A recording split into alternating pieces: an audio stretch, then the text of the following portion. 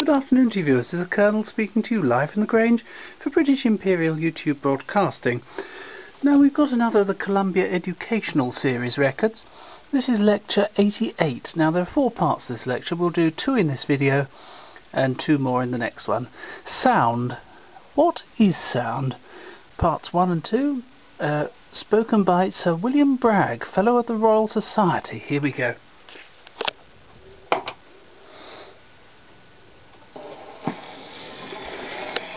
What is sound?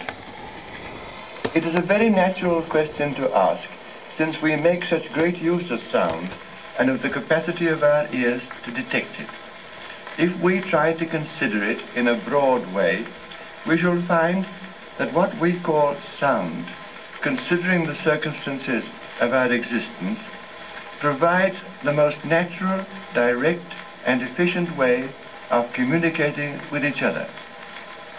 All round us are material objects of many kinds, and it is quite difficult to move without shaking some of them, more or less. If we walk about on the floor, it quivers a little under the fall of our feet.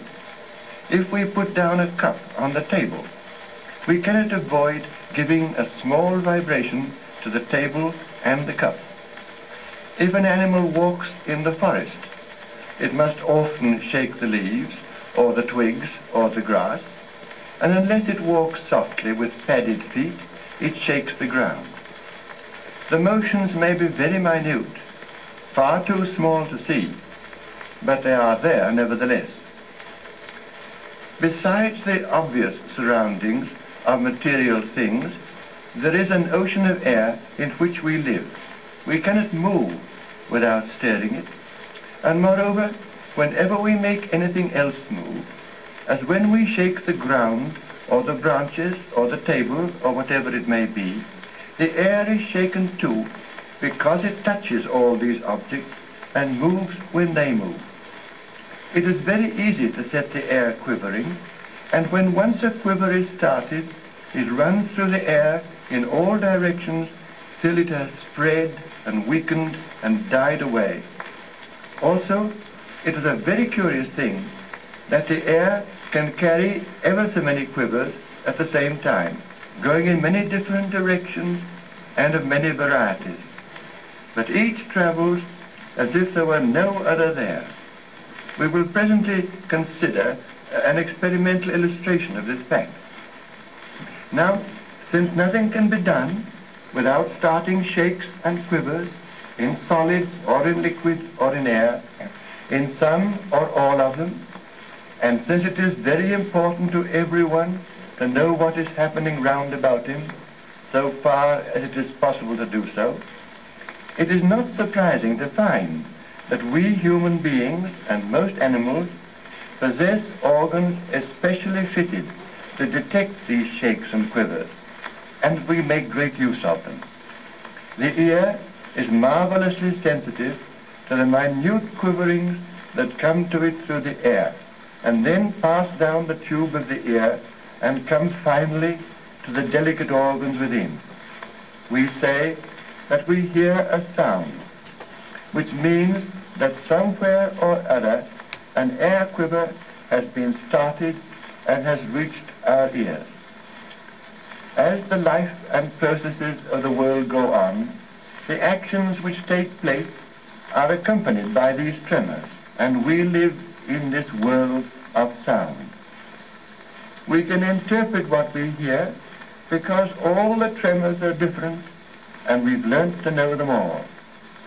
We can tell the sort of tremor that is made by the rustle of the leaves from the sort that is made by thunder or the call of an animal. In fact, it seems quite absurd to think that there's anything wonderful in it, because the sounds seem so different.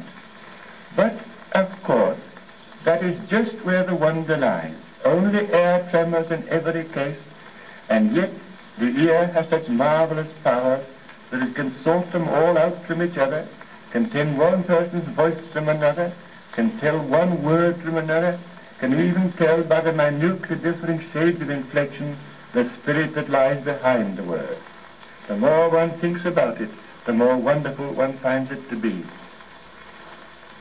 Right, here we go, viewers, on to side 2. Let's give it a little clean, that's better.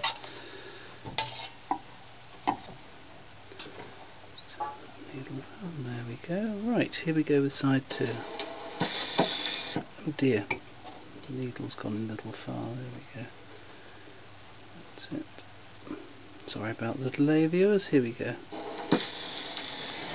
No doubt the reason why ears can be and are so finely trained is because the information they give is so important and so interesting.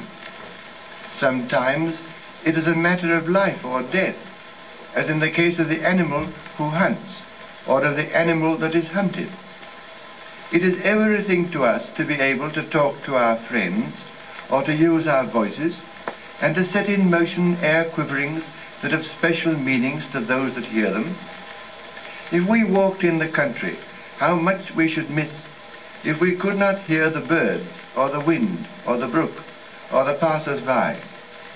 Think what it would mean to us if we could have no singing and no music.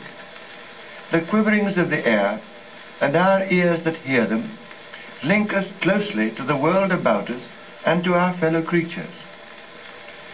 We can readily find illustrations of the passage of the tremors of sound through materials. When a building is warmed by hot water pipes, the sound of a blow on a pipe in one part of a building is carried through the whole system.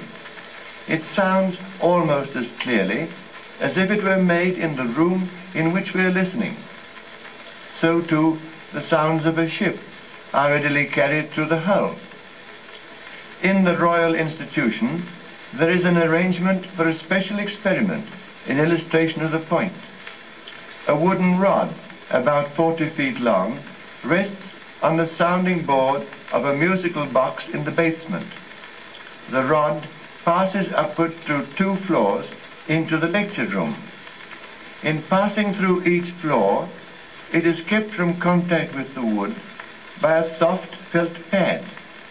Now, the tremors of the musical box pass along the rod, and if an ear is placed close enough to the top end of the rod, still better if any part of the head is pressed against it, the sound is easily heard.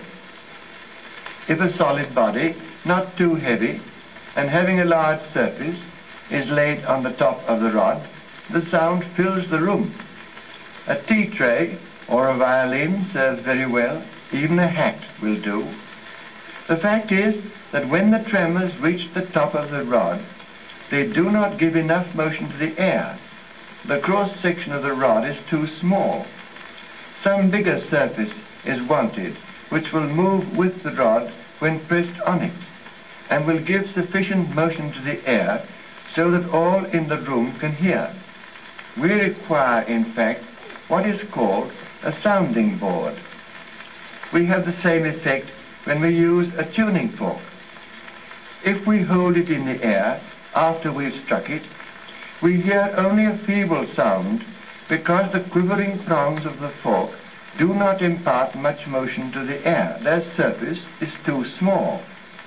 So we plant the fork upon the table, and the sound then rings out strongly. The fork now shakes the table, and the table with its large surface puts far more disturbance into the air than the fork was able to do alone. There was a time when string telephones were popular as toys. One talked into a little box, the base of which was made of parchment. One end of the string was fastened to the middle point of the box, and the other end was fastened in the same way to the base of a similar box. It was necessary to keep the string tight. The sound tremors traveled along the string, shook the base of the receiving box, which shook the air, which shook the listening mechanism of the ear.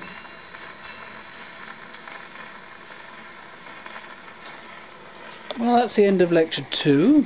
I wonder if that rod and device still exists. It'd be rather interesting to know, wouldn't it, viewers? I shall continue with lecture 3 and 4 of this set soon. Thank you, viewers, and goodbye.